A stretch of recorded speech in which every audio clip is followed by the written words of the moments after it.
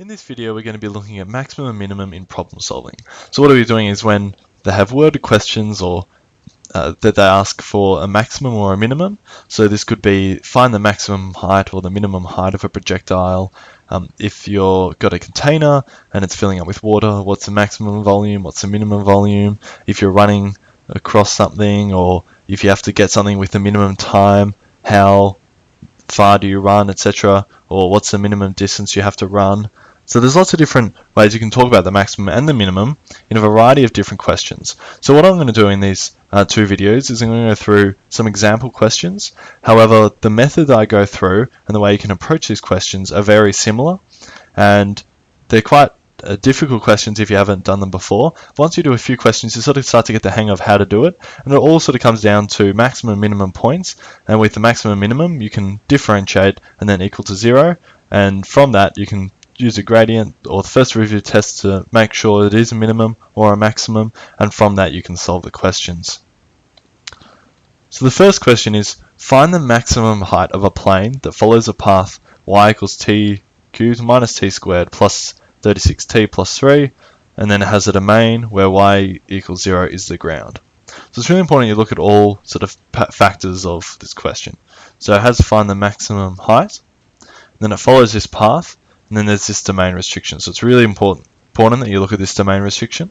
And as they're referring to t as time, or it would specifically normally say t is time, then obviously t can't be negative. But there is a restriction that stops it at 7. It also says that y equals 0 is the ground. And so this doesn't really matter, obviously, for the maximum height.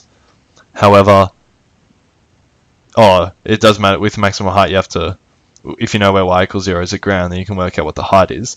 But the fact that they're saying, when you might normally assume that y equals 0 is the ground, explicitly stating it may mean it's used in the next part of a question, because typically these worded questions have multiple parts, such as A, B, C, and D.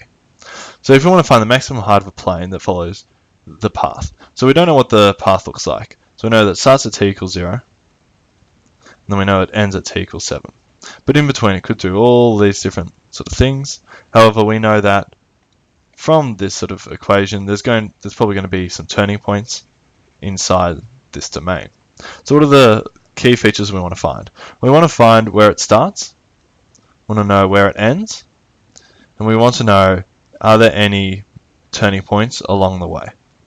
Because the maximum height is either going to be at one of these endpoints, because it could start at endpoint and then go down and do that, but the maximum height could be at the start, or it could be at the end.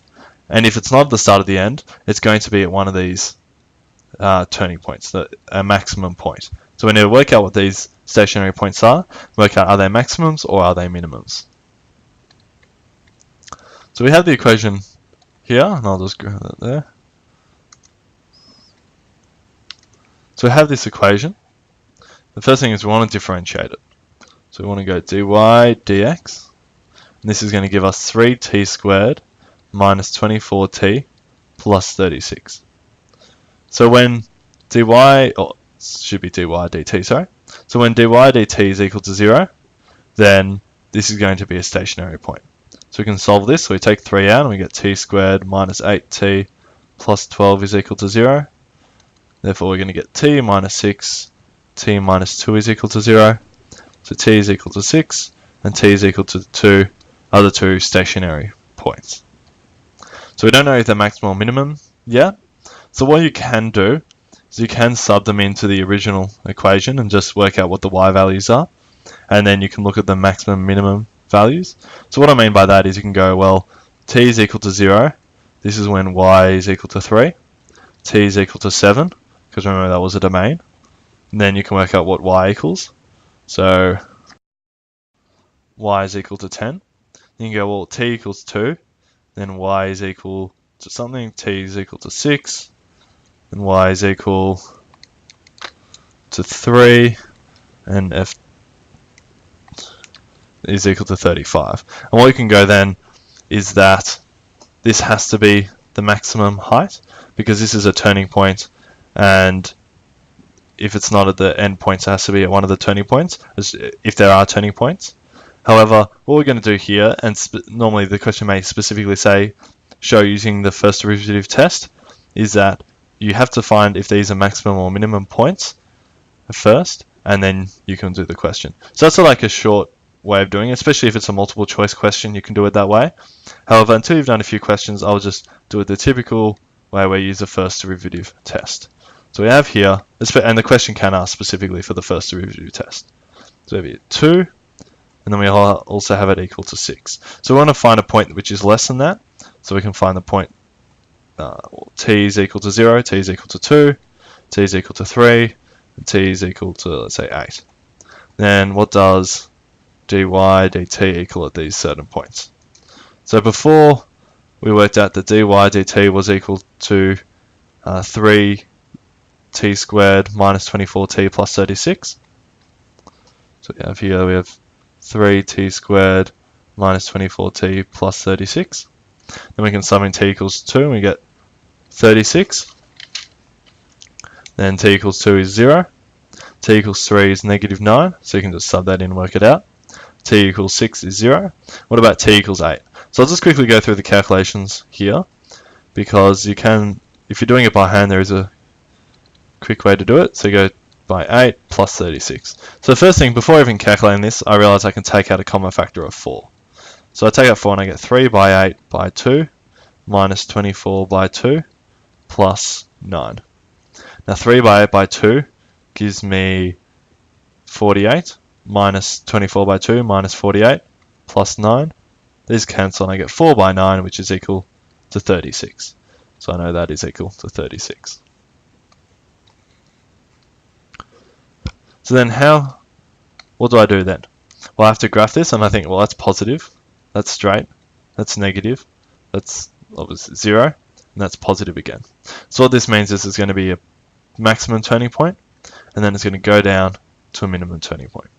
So when you're solving for 2 points, such as 2 and 6, you don't have to do them separately, but rather you can do them together, and you just need to find one point in between, because the gradient's not going to change in between 2 points, but rather it changes when it hits a turning point or a stationary point.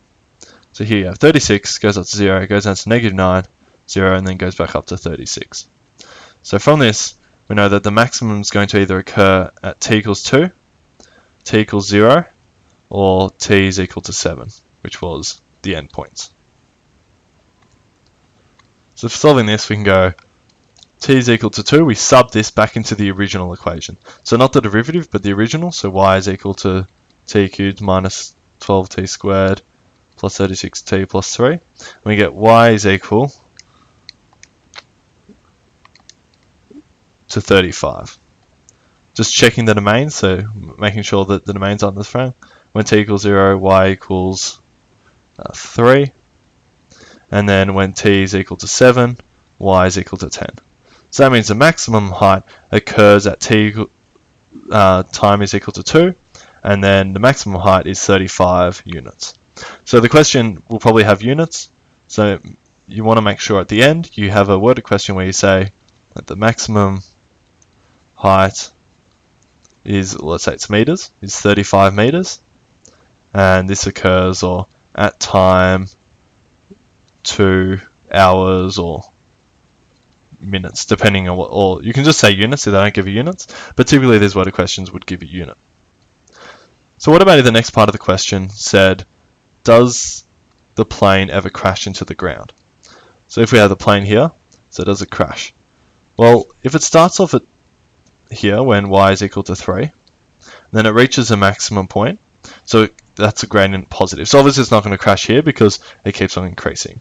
Then it comes down, it comes down, it comes down, then it reaches a point, and it goes back up again. So when firstly this point here, this part, it's not going to crash because it's increasing. This part here, it won't crash because it's increasing, but here it's decreasing. But what we can do is we can sub in the point at this minimum, and when we subbed in, we found that y was equal to 3. Because y is equal to 3, all the points, and it's a local minimum, all the points either side of it are going to be greater than it. And from this point, all the points will be greater than 3. So that means the plane never goes below y equals 3, or 3 meters, or whatever the unit is. And as we said, the y equals 0 is the ground. The plane does not crash and does not hit the ground. So with these questions, the best way to do them is just to practice. So with more practice, you'll be able to get it. But the main thing is to look at all the different features of it, make sure you understand what's happening. If you do the if you have to prove something, you can use the derivative test. And with these maximum minimum problems, just make sure you differentiate.